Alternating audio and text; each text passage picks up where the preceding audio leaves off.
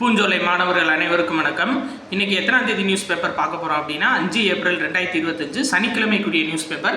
So headlines பார்த்தீங்க அப்படின்னா, நாடாளுமன்றத்தில் வக்பு மசோதா நிறைவேறியது அப்படின்னு சொல்லி கொடுத்துருக்காங்க. மாநிலங்களவையிலையும் நிறைவேறிச்சு. இது ஓரியன்டாக நம்ம எக்ஸாம் பாயிண்ட் ஆஃப் வியூவில் பார்க்க வேண்டியது என்ன அப்படின்னா, ஏற்கனவே நேற்று பார்த்ததான் அதை திரும்ப கொடுத்துருக்காங்க. குறைந்தபட்சம் அந்த 5 ஆண்டுகள் இஸ்லாத்தை பின்பற்றுவோர் மட்டும்தான் என்ன பண்ண முடியும் அப்படின்னா, அவங்க சொத்துக்களை அர்ப்பணிக்க முடியும் வக்பு வாரியத்துக்கு. அதே மாதிரி 1 லட்சத்துக்கு மேலே வருமானம் ஈட்டக்கூடிய வக்பு அமைப்புகளோட சொத்தை பார்த்தீங்கன்னா சிஏஜி தலைமை கணக்கு தணிக்கையாளர் ஆய்வு செய்யலாம் அப்படின்ற போன்ற திருத்தங்கள் இருக்கு. சரிங்களா, திரும்ப திரும்ப கொடுத்துருக்காங்க. அதனால இதை நம்ம ஞாபகம் வச்சுக்கிறோம். அதே மாதிரி நேற்று பார்த்தோம் இல்லைங்களா, பீம்ஸ்டெக் மாநாடு நடைபெற்றுச்சு. ஸோ அந்த பீம்ஸ்டெக் மாநாட்டில் முகமது யூனுஸ் வங்கதேசத்தோட இப்போ தற்காலிக தலைவர் பிரதமர் மோடி சந்திக்க போறாரு அப்படின்னு சொல்லி சொன்னோம். 2006 அமைதிக்கான நோபல் பரிசு வாங்கினவர்னு சொல்லிட்டு. ஸோ அவரை சந்திச்சு பேசியிருக்காரு. இதில் எக்ஸாம் பாயிண்ட் ஆஃப் வியூவில் நம்ம பார்க்க வேண்டியது என்ன அப்படின்னா, இந்த கீழே கொடுத்துருக்காங்க பாருங்க, தேசிய பாதுகாப்பு ஆலோசகர். இந்தியாவோட தேசிய பாதுகாப்பு ஆலோசகர் யார் அப்படின்னா அஜித் தோவல். மறந்துடாம எழுதி வச்சுக்கோங்க. அடுத்து பாருங்க, இந்தியாவோட வெளியுறவு செயலர் யார் அப்படின்னா விக்ரம் மிஸ்ரி. இவரை போன ஆண்டு நியமிச்சாங்க. இதை ஒரு கரண்ட் அஃபேர்ஸாக நம்ம படித்தோம். இது உள்ள கொடுத்துருக்காங்க. சரிங்களா, திரும்ப அப்போ இந்தியாவோட வெளியுறவு செயலர் யார் அப்படின்னா விக்ரம் மிஸ்ரி. சரி, ரைட்டுங்க. அடுத்த நியூஸ் பார்ப்போம். Right, okay. இது எக்ஸாம் பாயிண்ட் ஆஃப் வியூவில் இல்லை, இருந்தாலும் மதுரையில் இருக்க மக்கள் நிறைய பேர் எதிர்பார்ப்பாங்க இல்லைங்களா. என்ன அப்படின்னா, இந்த வருடத்துக்கு 8ஆம் தேதி மீனாட்சி சுந்தரேஸ்வரர் திருக்கல்யாணம் நடக்குது. மே 8ஆம் தேதி. 9ஆம் தேதி தேரோட்டம். 10ஆம் தேதி பார்த்தீங்கன்னா அழகர் அழகர் மலையிலேருந்து புறப்படுறாரு. 12ஆம் தேதி ஆற்றுல இறங்குறாருங்க. மே 12ஆம் தேதி கள்ளழகர் அழகர் வைகை ஆற்றுல இறங்குறாரு. ஸோ மதுரை மக்கள் நிறைய பேர் பார்த்துட்டு இருப்பீங்க, உங்களுக்கு கரெக்டாக இருக்கும். அடுத்து பாருங்க, இது முக்கியமானது என்னன்னா, தமிழில் பெயர் வைக்காத நிறுவனங்களுக்கு அபராதம் சொல்லியிருக்காங்க மதுரை மாவட்ட ஆட்சியர். இதில் பார்த்தீங்க அப்படின்னா, எக்ஸாம் பாயிண்ட் ஆஃப் வியூவில் தமிழ்நாடு கடைகள் நிறுவன சட்டம் எந்த வருஷம்னு பார்த்தீங்கன்னா 1947. தமிழ்நாடு உணவு நிறுவனங்கள் சட்டம் 1958. தமிழ்நாடு தொழிற்சாலைகள் சட்டம் 1948.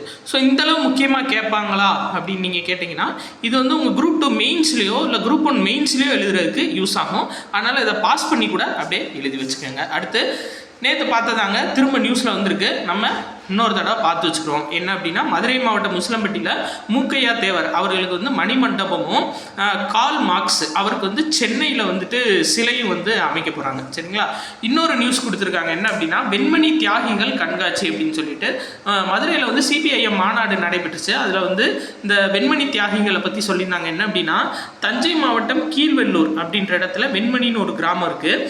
அங்கே அதாவது அதிக நேர வேலை, குறைவான ஊதியம், இதுக்கெல்லாம் நில உரிமையாளர்களை எதிர்த்து போராட்டம் பண்ணாங்க. இதில் பெரிய பிரச்சனை நடந்து 44 பேருக்கு மேலே நில உடைமையாளர்களால் கொலை செய்யப்பட்டிருக்காங்க. ஸோ இதுதான் என்னன்னா வெண்மணி தியாகிகள். மேபி கேட்டால் கேட்கலாம், இந்த வெண்மணி தியாகிகள் எந்த மாவட்டம், இந்த வெண்மணி சார்ந்த பிரச்சனை எந்த மாவட்டத்தில் நடைபெற்றுச்சு அப்படின்னா தஞ்சை மாவட்டம் கீழ்வேலூர். சரி, அடுத்தது பார்க்கலாம். ரொம்ப ரொம்ப முக்கியமான ஒரு டேட்டா, வெம்பங்கோட்டை அகழாய்வில் செம்பாலான அஞ்சனக்கோள் கிடைச்சிருக்கு. அதாவது ஒரு சில விஷயம் மட்டும்தாங்க டிஃப்ரெண்ட்டாக கிடைக்கும். இப்போது எல்லா இடத்துலையுமே பானை ஓடுகள் கிடைச்சிருக்கும், மண் பாண்டங்கள் கிடைச்சிருக்கும். ஒரு சில விஷயம் மட்டும்தான் டிஃப்ரெண்ட்டாக கிடைக்கும். ஃபார் எக்ஸாம்பிள், அரிசி நிரப்பப்பட்ட பானைகள் பொருந்தல்ல தான் கிடைச்சிருக்கும். அதே மாதிரி நிறையா அது. சரிங்களா, அதாவது கீழடியில் கூட பார்த்தீங்க அப்படின்னா இந்த நெல்மணிகள் பொறிக்கப்பட்ட சுடுமண் ஓடுகள் இந்த இதெல்லாம் கிடைச்சிருக்கும். இப்போ டிஃப்ரெண்ட்டாக என்ன கிடச்சிருக்கு அப்படின்னா, வெம்பங்கோட்டை அகழாய்வில் செம்பால் செய்யப்பட்ட அஞ்சனக்கோள் கிடச்சிருக்கு. அஞ்சனக்கோள்னா என்ன அப்படின்னா, இந்த ஆயுதங்களை தீட்டக்கூடிய ஒரு கருவி. சரியா, ரொம்ப முக்கியமானதுங்க. இது கேட்பாங்க, கண்டிப்பாக கேட்பாங்க. அஞ்சனக்கோள் எங்கே கிடச்சிச்சு அப்படின்னு கேட்பாங்க. யூனிட் 6க்கு நம்மளுக்கு ஒரு முக்கியமான டேட்டா அகழாய்வுகள் சார்ந்து. சரியா, வெம்பங்கோட்டை அப்படின்றது நம்ம சொல்லியிருக்கோம், விருதுநகர் மாவட்டம் சாத்தூர். நம்ம திரும்ப திரும்ப சொல்லியிருக்கோம், ஞாபகம் வச்சுக்கோங்க. சரி, ரைட்டுங்க. 1352 எஸ்ஐ பணியிடங்களுக்கான தேர்வு. இதான் இப்போ ஹைலைட்டாக எல்லோரும் உட்காந்து படிச்சுட்டு இருக்கீங்க இல்லைங்களா. எல்லாத்துக்கும் வாழ்த்துக்கள், நல்லபடியாக படிங்க. கண்டிப்பாக அந்த தடவை சக்ஸஸ் பண்ணிடலாம். சரிங்களா, 1299 அறிவிக்கையில் கொடுத்துருந்தாங்க. ப்ளஸ் 53 ஆதி திராவிடர் மற்றும் பழங்குடியினர் வகுப்புகளுக்கான பின்னடைவு இடங்கள் அதையும் கொடுத்துருக்காங்க. ஏப்ரல் 7 விண்ணப்பிக்கணும். மே 3ஆம் தேதி கடைசி தேதி.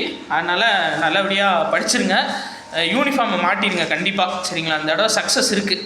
ஓகேங்க. அதே மாதிரி பாம்பன் பாலம் அதுக்கு மோடி இன்னைக்கு வர்றாரு 6ஆம் தேதி. சரிங்களா, அதை நம்ம பார்க்கலாம். அவர் வந்துட்டு போனதுக்கப்புறம் இது முக்கியமான நியூஸ் இருக்கான்னு சொல்லிட்டு. அடுத்து அதாவது தீப்பெட்டிக்கு புவிசார் குறியீடு பெற நடவடிக்கை எடுத்துக்கிட்டு இருக்காங்க. மேபி அடுத்து நடந்தாலும் நடக்கலாம். சரிங்களா, மேலோட்டமாக நம்ம பார்த்து வச்சுக்குவோம்.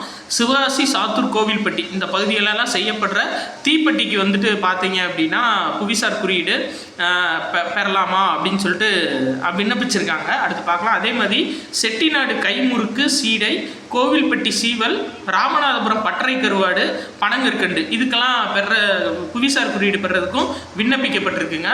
ஸோ ரொம்ப முக்கியமான டேட்டா, விண்ணப்பத்தையும் ஞாபகம் வச்சுக்கோங்க. சரி, அதே மாதிரி இலங்கை அதிபருடன் பிரதமர் மோடி வந்து சந்திச்சிருக்காரு. சரியா, இதில் எக்ஸாம் பாயிண்ட் ஆஃப் வியூவில் நம்ம பார்க்க வேண்டியது என்னென்னா, அதாவது திரிகோணமலை அப்படின்ற பகுதியில் சூரிய மின் உற்பத்தி நிலையம் மூலியமாக வந்து நம்ம இந்தியா அமௌண்ட்டு கொடுத்து சரிங்களா இதை வந்து செயல்படுத்தியிருக்காங்க. எங்கே அப்படின்னா திரிகோணமலையில். அதே மாதிரி தம்புள்ள அப்படின்ற இடத்துலையும் 500 மெட்ரிக் டன் பனிநிலை மற்றும் ஈரப்பதத்தை கட்டுப்படுத்தக்கூடிய குளிர்பதன வசதி திட்டம், அது எங்கே அப்படின்னா தம்புள்ள. அதே மாதிரி 5000 மத வழிபாட்டு தலங்களில் மேற்கூரை அமைக்கிற சூரிய மின்தகடு நிறுவும் திட்டம். இந்த 3 திட்டமும் வந்து அறிவிச்சிருக்காங்க. மெயினாக திரிகோணமலை, தம்புள்ள, அதே மாதிரி இந்த மத வழிபாட்டு தலங்களில் சூரிய ஒளி மின் திட்டம். இது 3 முக்கியமானது. அடுத்து பாருங்கள், இதில் எல்லாமே நிறையாது முக்கியமான நியூஸுங்க. பார்த்தோம்ல, பீம்ஸ்டெக் மாநாடு நடைபெற்றுச்சு பார்த்தீங்களா. இந்த பீம்ஸ்டெக் மாநாட்டில் வந்து பார்த்தீங்க அப்படின்னா 21 முன்மொழிவுகள் வந்து கொடுத்துருக்காங்க இந்தியா. அந்த ஒத்துழைப்பை ஊக்குவிக்கிறதுக்காக மேபி கேட்கலாம் எத்தனை முன்மொழிவுகள் கொடுக்கப்பட்டுச்சு அப்படின்னு. 21. அதில் ஒன்று பெஸ்ட்டானது என்ன அப்படின்னு சொல்லி பார்த்தீங்கன்னா, இந்தியாவோட யூபிஐ வந்து இந்த நாடுகள் எல்லாமே பயன்படுத்தலாமா அப்படின்ற மாதிரி பேசியிருக்காங்க. சரிங்களா, சரி, ஓகே. இதை தாண்டி முக்கியமான நியூஸ் இதாங்க. இந்தியாவில் இப்போ வரப்போகிற வருஷத்தில் 2025 வந்து பீம்ஸ்டெக் தடகள போட்டி ஃபஸ்ட்டு டைம் நடத்த போகிறாங்க. இந்த 7 நாடுகள் பீம்ஸ்டெக் நாடுகள் சேர்ந்து பீம்ஸ்டெக் தடகள போட்டி நடத்த போகிறாங்க. அதே மாதிரி 2027 பீம்ஸ்டெக் விளையாட்டு போட்டிகள் வந்து நடத்துறதுக்கு பிளான் பண்ணியிருக்காங்க இந்த 7 நாடுகளும் சேர்ந்து. ரொம்ப ரொம்ப ஒரு முக்கியமான டேட்டா. பீம்ஸ்டெக் தடகள போட்டி இந்த தடவை இந்தியாவில் துவங்குது. 2027 பீம்ஸ்டெக் விளையாட்டு போட்டிகள் மொத்தமாக தொடங்க போகுது. சரியா, சரி. அதே மாதிரி பாருங்கள், பேங்காக் தொலைநோக்கு திட்டம் 2030 அப்படின்ற திட்டம் வந்து ஏற்றுக்கொள்ளப்பட்டிருக்கு.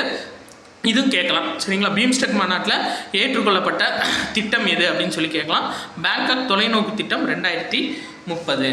அதே மாதிரி ஒரு கோயிலுக்கு போயிருக்காருங்க. பேங்காக்கில் வந்துட்டு வாட் ஃபோபோ அப்படின்னு ஒரு கோயில் இருக்கான். தாய்லாந்து பிரதமர் வந்து அவங்களோட சேர்ந்து போயிருக்காரு. ஸோ மேபி கேட்கலாம். நீங்கள் பார்த்து வச்சுக்கோங்க, எதுக்கு யூஸ் ஆகும். சரியா, சரி, ரைட். அடுத்து இது பாருங்கள், இது முக்கியமானதுங்க. துடிப்பான கிராமங்கள் திட்டம் 2ஆம் கட்டம். இந்த துடிப்பான கிராமங்கள் திட்டம்னா என்னங்க, பார்டர் பகுதியில் இருக்காங்க பார்த்தீங்களா, அந்த பாகிஸ்தான், வடகிழக்கு மாநிலங்கள், வடக்கு மாநிலங்கள், இந்த பகுதியிலலாம் பார்டரில் இருக்கக்கூடிய கிராமங்களை வந்து முன்னேற்றத்துக்குரிய திட்டம் தான் இந்த துடிப்பான கிராமங்கள் திட்டம். இந்த திட்டத்துக்கு நிதி ஒதுக்கீடு யார் அதிகமாக கொடுப்பாங்க அப்படின்னா 100% வந்து மத்திய அரசு தான் கொடுக்குறாங்க. சரிங்களா, ஒரு சில திட்டங்களுக்குலாம் வந்து 50-50 கொடுப்பாங்க, இல்லாட்டி 75-25 கொடுப்பாங்க. ஆனால் இந்த துடிப்பான கிராமங்கள் திட்டத்துக்கு மட்டும் 100% மத்திய அரசு தான் வந்துட்டு கொடுக்குறாங்க நிதி. அதே மாதிரி முதல் கட்டம் நாட்டோட வடக்கு எல்லையில் உள்ள கிராமங்களோட மேம்பாட்டை ஊக்குவிக்கிறதா இருந்துச்சு. சரிங்களா, அதுக்கப்புறம் வந்து பார்த்தீங்கன்னா அருணாச்சல் பிரதேஷ், அஸ்ஸாம், பீகார், குஜராத், மேற்கு வங்கம் இந்த இதுலலாம் வந்து இப்போ முக்கியத்துவம் கொடுத்து செயல்படுத்த போகிறாங்க 2ஆம் கட்டமாக. சரியா, இது ரொம்ப முக்கியமானது. அதே மாதிரி அடுத்தது பாருங்கள், நினைவு சின்னங்களில் அதிக வருவாய் ஈட்டுறது எது அப்படின்னா தாஜ்மஹாலுங்க. சரிங்களா, தாஜ்மஹால் தான் வந்து பார்த்தீங்க அப்படின்னா அதிக வருவாய் வந்து ஈட்டுன நினைவு சின்னம் முதல் இடத்துல இருக்குது. ஸோ 2ஆவது இடத்துல இருக்குது எது அப்படின்னா குதுப் மினார், 3ஆவது இடத்துல இருக்குது டெல்லி செங்கோட்டை. அப்போ மேபி கேட்கலாம் அதிக வருவாய் ஈட்டுறதுல முதல் இடத்துல இருக்குது எது அப்படின்னா தாஜ்மஹால். சரியா, சரி. அடுத்து பாருங்கள், நேற்று பார்த்தோம்ல ரெசிப்ரோக்கல் டேரிஃப், இந்தியா மீதான இறக்குமதி வரி 27% அமெரிக்கா போட்டிருந்தாங்க. அதை 1% குறைச்சி இனிமேல் 26% வாங்குகிறோம் அப்படின்னு சொல்லியிருக்காங்க. சரிங்களா, சரி, ரைட்டு. அதை பார்க்கும்போது அந்த காமெடி தான் ஞாபகம் வருது. இவ்வளோ அமௌண்ட் எனக்கு வேணாம், இதை நீங்களே வச்சுக்கோங்க அப்படின்ற மாதிரி 1% குறைச்சிருக்காங்க, 27% 26%. ஆனால் கோடிக்கணக்கில் பரிமாற்றம் பண்ணும்போது இந்த 1%ன்றது ஒரு மிகப்பெரிய விஷயமாக தான் இருக்கும். அடுத்து பார்த்தீங்க அப்படின்னா உலக குத்துச்சண்டை இறுதி சுற்று சரிங்களா. உலக குத்துச்சண்டை எங்கே நடக்குது அப்படின்னா பிரேசிலில் நடைபெறுது. இது நம்ம ஏற்கனவே பார்த்துருந்தோம். இதுக்கு இறுதி சுற்றுக்கு ஹிதேஷ் அப்படின்றவர் முன்னேறி இருக்காரு. கண்டிப்பாக அது கேட்கலாங்க சரிங்களா. குத்துச்சண்டை ஹிதேஷ் எந்த விளையாட்டுடன் தொடர்புடையவர்னு கேட்கலாம். குத்துச்சண்டையுடன் தொடர்புடையவர் தான் ஹிதேஷ்.